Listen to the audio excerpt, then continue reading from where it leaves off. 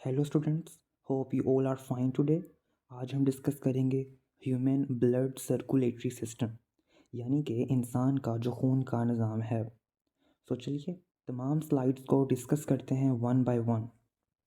सबसे पहले हम डिस्कस करते हैं इंट्रोडक्शन, यानी कि जो ह्यूमन ब्लड सर्कुलेटरी सिस्टम है उसका तारुफ। सबसे पहले the circulatory system transports blood, oxygen, nutrients and waste products throughout the body. इसका मतलब ये है कि जो इंसान का खून का निज़ाम है वो हमारी पूरी बॉडी के अंदर खून को ट्रांसपोर्ट करता है, ऑक्सीजन को, डिफरेंट न्यूट्रिएंट्स को एंड वेस्ट प्रोडक्ट्स को। हमारा जो खून का निज़ाम है इसके तीन हिस्से हैं: heart, blood vessels and blood.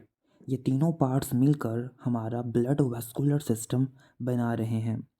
हमारी पूरी बॉडी के अंदर खून की जो ट्रांसपोर्ट है वो इसी सिस्टम के ज़रिए हो पाती है। इसके अलावा जो ऑक्सीजन है इसको तमाम सेल्स तक पहुंचाना ये भी इसी सिस्टम का काम है।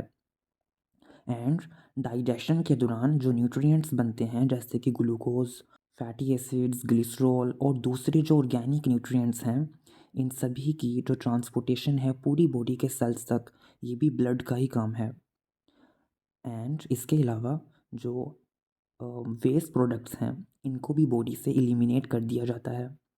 सो वेस्ट प्रोडक्ट्स भी बनते हैं जैसे कि अमोनिया, यूरिया, यूरिक एसिड वगैरह।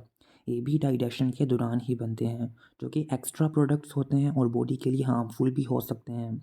सो इनको भी बॉडी के अंदर डिफरेंट सिस्टम्स के ज़रिए बॉडी से एलिमिनेट कर दिया जाता है, जैसे कि यूरिनरी सिस्टम हो गया। Next, the circulatory system is a group of organs that work together to circulate blood and maintain internal balance in the body. इसका मतलब ये है कि जो इंसान का खून का निज़ाम है ये मुख्तलिफ़ हिस्सों पर मुश्तमिल है। जैसे कि हमने पहले बात की कि जो ब्लड सर्कुलेटरी सिस्टम है इसके थ्री मेन पार्ट्स हैं: heart, blood vessels and blood. ये तीनों मिलकर हमारा ब्लड वेस्कुलर सिस्टम बना रहे हैं। ये तीनों मिलकर काम करते हैं और बॉडी का जो इंटरनल बैलेंस है उसको मेंटेन करते हैं। चलिए अब हम इन तीनों मेन पार्ट्स को डिस्कस करते हैं वन बाय वन। जी, अब हम बात करेंगे मेन कंपोनेंट्स के बारे में। सबसे पहले हम बात करते हैं हार्ट के बारे में। The heart is a muscular organ that functions as a pump to circulate blood throughout the body. इसका मतलब ये है कि जो हार्ट है वो एक मस्कुलर ऑर्गन है। मस्कुलर ऑर्गन मतलब इसका मतलब ये है कि ये मसल्स का बना हुआ है।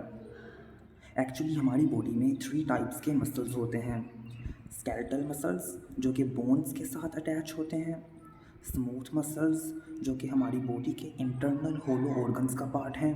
नंबर 3 पे हमारे पास हैं कार्डियक मसल्स जो कि हार्ट का हिस्सा हैं। हार्ट एक मस्कुलर ऑर्गन है और ये एक पंप के तौर पर काम करता है। ये हमारी पूरी बॉडी के अंदर ब्लड की ट्रांसपोर्टेशन में बहुत इम्पोर्टेंट रोल प्ले करता है। ये ब्लड को पंप करता है कुछ इस तरह से ताकि ब्लड पूरी बॉडी के अंदर अच्छे तरीके से सर्कुलेट हो सके। और जो ब्लड वेसल्स होती हैं वो तमाम ब्लड को बॉडी के तमाम सेल्स तक, तमाम ऑर्गन्स तक, तमाम टिश्यूज़ तक पहुंचाने का अहम काम करती हैं। अब हम बात करते हैं blood. Blood is a fluid connective tissue responsible for transport of gases, nutrients, hormones and wastes. Blood एक फ्लूइड कनेक्टिव टिश्यू है। कनेक्टिव टिश्यू का मतलब ये है कि एक ऐसा टिश्यू जो कि बॉडी के डिफरेंट पार्ट्स को आपस में कनेक्ट करे, उनके दरमियान में कम्युनिकेशन का रोल प्ले करे। एक्चुअली कनेक्टिव टिश्यू की दो टाइप्स होती हैं, एक होता है रिजिड कनेक्टिव टिश्यू और दूसरा होता है हमारे पास फ्लूइड कनेक्टिव टिश्यू। आगे इनकी फर्दर डिविजन्स होते हैं, उनको हम आने वाली क्लासेस में फर्दर डिस्कस करेंगे। ब्लड एक फ्लूइड कनेक्टिव टिश्यू है जो कि डिफरेंट टाइप्स के जो केमिकल्स हैं उनकी ट्रांसपोर्टेशन में रोल प्ले करता है। ये रेस्पिरेटरी गैसेस जो कि ऑक्सीजन और कार्बन डाइऑक्साइड होती हैं उनको भी ट्रांसपोर्ट करता है। हमारी बॉडी के सेल्स में सेलुलर रेस्पिरेशन के प्रोसेस से कार्बन डाइऑक्साइड गैस पैदा होती है। तो वो जो गैस है वो हमारी बॉडी के तमाम सेल्स से लंग्स तक पहुंचाई जाती है और फिर वहाँ से वो बॉडी से बाहर एलिमिनेट हो जाती है। इस तरह से ये जो गैसेस की ट्रांसपोर्टेशन है ये ब्लड के ज़रिए ही मुमकिन हो पाती है। इसी तरह जो ऑक्सीजन है जो कि हम इन्हेलेशन के प्रोसेस के ज़रिए अपनी बॉडी में लेकर जाते हैं, वो भी ऑक्सीजन लंग्स की एल्वियोलाई से पूरी बॉडी के सेल्स तक पहुंचाई जाती है इसी ब्लड के ज़रिए। इसके अलावा ये डिफरेंट हार्मोन्स के ट्रांसपोर्टेशन में रोल प्ले करता है, जैसे कि इंसुलिन, ग्लूकागॉन, डिफरेंट टाइप्स के जो दूसरे हार्मोन्स हैं लाइक LH, एंड इसके अलावा oxytocin and vasopressin. So different types के हार्मोन्स हैं जिनकी ट्रांसपोर्टेशन में हमारा ब्लड बहुत इंपॉर्टेंट अपना रोल प्ले करता है। एंड इसके अलावा वेस्ट मटेरियल जैसे कि अमोनिया, यूरिया, यूरिक एसिड वगैरह इनको भी ट्रांसपोर्ट करता है। नेक्स्ट हम बात करते हैं ब्लड वेसल्स के बारे में। ब्लड वेसल्स भी 3 टाइप्स की होती हैं। नंबर 1 पे हमारे पास आर्टरीज़, वेन्स एंड कैपिलरीज़ हैं। आर्टरीज़ ऐसी ब्लड वेसल्स हैं जो कि ब्लड को दिल से दूर लेकर जाती हैं, यानी कि ब्लड को डिफरेंट ऑर्गन्स तक पहुंचाने का काम करती हैं। जबकि जो वेन्स हैं ये डीऑक्सीजनेटेड ब्लड, यानी कि ऐसा ब्लड जिसमें ऑक्सीजन की कमी होती है, उसको हमारे ऑर्गन्स से वापस हार्ट तक लेकर जाने का काम करती हैं। जबकि जो कैपिलरीज़ हैं वो आर्टरीज़ और वेन्स के दरमियान में प्रेजेंट होती हैं। सो ये एक तरह से ट्यूब्स हैं जो कि ब्लड की ट्रांसपोर्टेशन में अपना बहुत इम्पोर्टेंट रोल प्ले कर रही होती हैं हमारी बॉडी के अंदर। Let's start to discuss about heart. जो हार्ट है इसके 4 चैम्बर्स हैं, 2 upper chambers and 2 lower chambers. जो 2 अपर चैम्बर्स होते हैं उनको हम कहते हैं एट्रिया, और जो 2 चैम्बर्स नीचे की जानिब होते हैं उनको हम कहते हैं वेंट्रिकल्स। एट्रिया की जो वॉल्स होती हैं वो थिन होती हैं एज़ कम्पेयर टू वेंट्रिकल्स।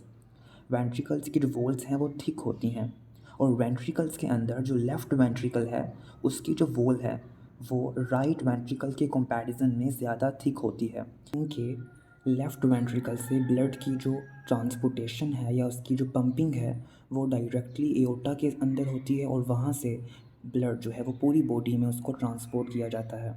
इसके अलावा हार्ट के जो राइट चैम्बर्स हैं, यानी कि right atrium and right ventricle, इनके अंदर होता है ब्लड डीऑक्सीजनेटेड, यानी कि ऐसा ब्लड जिसमें ऑक्सीजन मौजूद नहीं होती। और हार्ट के जो लेफ़्ट चैम्बर्स हैं जैसे कि लेफ़्ट एट्रियम और लेफ़्ट वेंट्रिकल, यहाँ पे ब्लड होता है ऑक्सीजनेटेड। ये जो ब्लड है ये लंग्स से ऑक्सीजनेशन करके वापस जो है वो इन्हीं चैम्बर्स के अंदर आता है।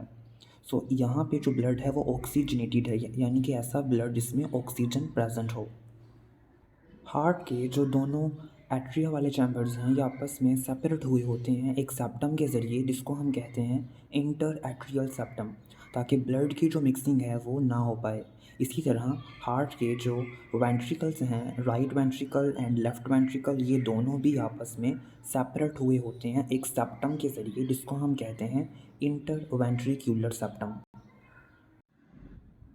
अब हम स्टार्ट करेंगे ब्लड के बारे में। ब्लड जो है वो एक फ्लूइड कनेक्टिव टिश्यू है, जैसे कि हम पहले बात कर चुके हैं। ब्लड के अंदर मेनली 2 पार्ट्स होते हैं। सबसे पहले प्लाज्मा एंड ब्लड सेल्स। जो ब्लड प्लाज्मा है वो ब्लड का वाटरी पोर्शन है, इसके अंदर वाटर प्रेजेंट है एंड डिफरेंट टाइप्स के न्यूट्रिएंट्स, हार्मोन्स, रेस्पिरेटरी गैसेस वगैरह मौजूद हैं। इसके अलावा प्लाज्मा के अलावा यहाँ पे डिफरेंट टाइप्स के ब्लड सेल्स मौजूद हैं। 3 टाइप्स के मेनली ब्लड सेल्स यहाँ पे प्रेजेंट होते हैं। रेड ब्लड सेल्स जिनको RBCs भी कहते हैं और एरिथ्रोसाइट्स भी कहते हैं। नंबर 2 हमारे पास हैं वाइट ब्लड सेल्स जिनको हम ल्यूकोसाइट्स कहते हैं और WBCs कहते हैं। एंड लास्टली हमारे पास हैं प्लेटलेट्स जिनको हम थ्रोम्बोसाइट्स कहते हैं। सो ये 3 टाइप्स के सेल्स हैं, तीनों के अपने अपने फंक्शंस हैं। जैसे कि जो रेड ब्लड सेल्स हैं ये हमारी बॉडी के अंदर ऑक्सीजन की ट्रांसपोर्टेशन में अपना रोल प्ले करते हैं। रेड ब्लड सेल्स के साइटोप्लाज्म में हीमोग्लोबिन प्रोटीन है जो कि ऑक्सीजन के साथ बाइंड करती है और पूरी बॉडी के अंदर ऑक्सीजन की जो ट्रांसपोर्टेशन है उसमें अपना रोल प्ले करती है। नेक्स्ट हमारे पास वाइट ब्लड सेल्स का अगर हम फंक्शन देखें तो ये हमें इम्यूनिटी प्रोवाइड करते हैं। इम्यूनिटी का मतलब ये है बीमारियों से लड़ने की ताकत, यानी कि ये हमें क़ुव्वत मुदाफ़ियत जो है वो फ़राहम करते हैं। हमारी बॉडी के अंदर अगर कोई पैथोजेंस जो हैं वो एंटर कर जाएँ तो ये उनके साथ फ़ाइट करते हैं और यूँ हमें बीमारियों से लड़ने की ताकत जो है वो फ़राहम करते हैं। इसके अलावा प्लेटलेट्स हैं, ये ब्लड क्लॉटिंग के अंदर बहुत इम्पोर्टेंट अपना रोल प्ले करते हैं। फॉर एग्ज़ाम्पल अगर किसी को इंजरी वगैरह हो जाए तो उस दौरान बहुत ज़्यादा ब्लीडिंग हो जाती है, तो ब्लीडिंग को रोकने के लिए, उसको स्टॉप करने के लिए जो प्लेटलेट्स हैं हमारे ब्लड के अंदर, वो अपना बहुत इम्पोर्टेंट जो है वो रोल प्ले करते हैं ब्लड की क्लॉटिंग के लिए। नेक्स्ट अब हम बात करते हैं ब्लड वेसल्स के बारे में। ये हमारे पास ट्यूब्यूलर स्ट्रक्चर्स हैं, इनके बारे में हम पहले ही बात कर चुके हैं। ये 3 तरह की होती हैं, आर्टरीज़, वेन्स एंड कैपिलरीज़।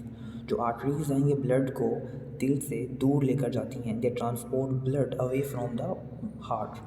ये हमारी बॉडी के जो डिफरेंट ऑर्गन्स हैं, डिफरेंट टिश्यूज़ हैं, उनको ऑक्सीजनेटेड ब्लड जो है वो ट्रांसफ़र करती हैं।